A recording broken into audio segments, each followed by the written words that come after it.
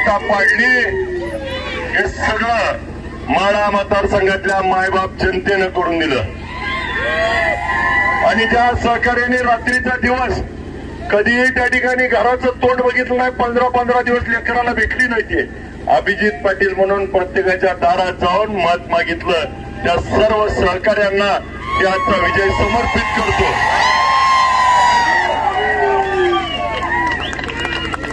भले भले आपल्या इथं बघितलं की भल्या भल्यांनी आमदारकीचे स्वप्न बघितली, 2-2 वेळा पडली, पण जुळलं नाही। माझ्या निष्ठावंत सहकार्याच्या जीवावर पहिल्याच झटक्यात 30,000 बाजी मारली।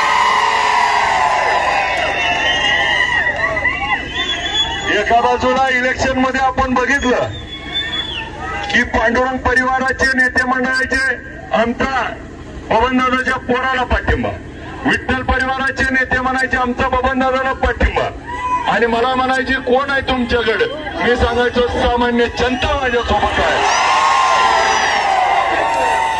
आणि त्या जनतेला देखील मी घोषातून आवाहन केलं होतं की मला माझ्या जनतेवरती विश्वास आहे, जरी सगळे नेते का गेलेत, कशासाठी गेलेत, पुढच्या विजयी सभेत यांचा आकडा सुद्धा सांगतो, यांची काय लायकी आहे ती सुद्धा सांगतो। एक वाद तर काय म्हणला, राजा का बेटा राजा नहीं बनेगा।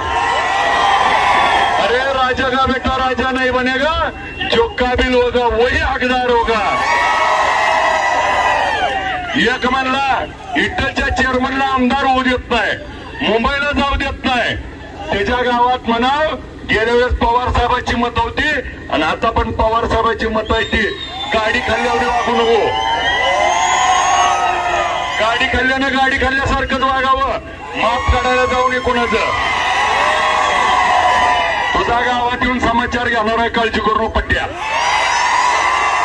लय सहन केलं, लय यांचं ऐकलं, सगळी म्हणायची जरा थांबा जरा थांबा, एवढं थांबलो पण यांचं काही शिपूट वाकडं ती सरळ झालं नाही। पण मला माझ्या जनतेवरती विश्वास होता आणि माझ्या मायबाप जनतेनं मला त्या ठिकाणी पोरकं होऊ दिलं नाही, आणि त्या ठिकाणी या राज्यातला असा निकाल लावून दाखवला की सगळ्यात जास्त मतानं जिल्ह्यात राष्ट्रवादी काँग्रेस शरदचंद्र पवार पक्षाचा आमदार म्हणून निवडून दिलं। आज आपल्या सगळ्याच्या प्रेमानं आशीर्वादानं मी आपल्याला एवढंच सांगतो, माढा मतदारसंघाच्या जनतेनं पंढरपूर तालुक्याची आणबाण शान राखली आहे, काही काळजी करू नका। त्या ठिकाणी पंढरपूर, मंगळवेढा, सांगोला, मोहोळ आणि मंगळवेढा पंढरपूर आपलं माढा मतदारसंघाचा तर आमदार आहे, पण तुमचं पण प्रत्येक काम मीच करणार आहे, काय काळजी करू नका। कुणाला कुणाच्या दारात जाऊ देणार नाही, जिथं गरज पडेल त्या ठिकाणी तुमचा आभार मागे उभा असेल, त्यामुळे भ्यायचं काही कारण नाही। आणि या पंढरपूर शहरात उभा आहे आमचं प्रशांत शिंदे मेंबर शेजारी उभा आहे, मेंबर उद्याची नगरपालिका विठ्ठल परिवाराचीच,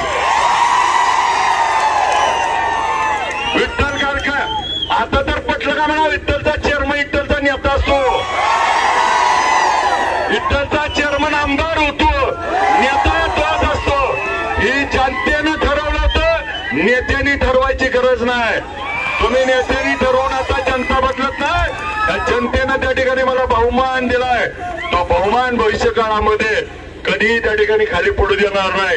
ज्या पद्धतीने विठ्ठल कारखान्याच्या निवडणुकीत लोकांना मान सन्मान मिळाला, तसा भविष्य काळात माझ्या या विधानसभा आमदारचा, आपल्या पंढरपूर तालुक्याचा, माढा मतदारसंघाचा सगळे प्रश्न त्या ठिकाणी विधानसभेमध्ये मांडून त्याला तोडगा काढून न्याय हक्कासाठी माझ्या कोणत्याही सहकार्यावर अन्याय होऊ देणार नाही, एवढा या निमित्ताने शब्द देतो। आणि माझं या निमित्तानं आव्हान आहे, आता तुम्ही आमदार नाही, मी आमदार आहे, नादीला काही नाही। आमदार नसताना मेळ लागू दिला नाही. आता तर 3 महिन्यात जाऊन मैदानावर आलोय. तुमचा बाजार उरकीन,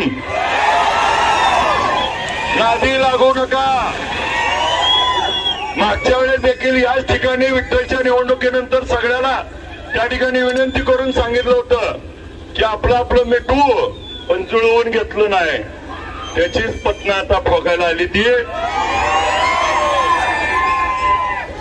जी मला म्हणला होता मुंबईला जाऊ देत नाही.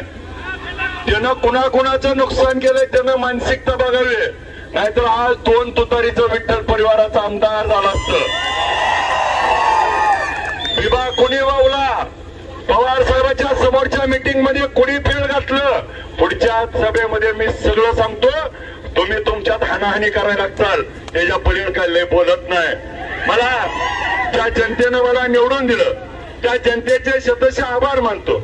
पंढरपूर तालुक्यातल्या सगळ्या लोकांनी माढा मतदारसंघातल्या लोकांना जाऊन अभिजित आबा कसा आहे तो सांगितला, म्हणून त्या लोकांनी विश्वास ठेवला. म्हणून पंढरपूरच्या तालुक्यातल्या जनतेला कधी विसरणार नाही. पंढरपूर शहरासाठी जी स्वप्न आतापर्यंत सांगितली होती, जरी माढा मतदारसंघाचा आमदार असलो तरी इथल्या स्वप्नांना देखील पाठपुरावा करण्याची जबाबदारी देखील माझी असेल. आणि मेंबर शेजारी उभा आहे. उद्याच्या नगरपालिकेमध्ये आपण स्वाभिमानी सगळी जनता त्या ठिकाणी परत एकदा पाठीशी उभा राहिल्याची मला खात्री वाटते. आणि उद्याचा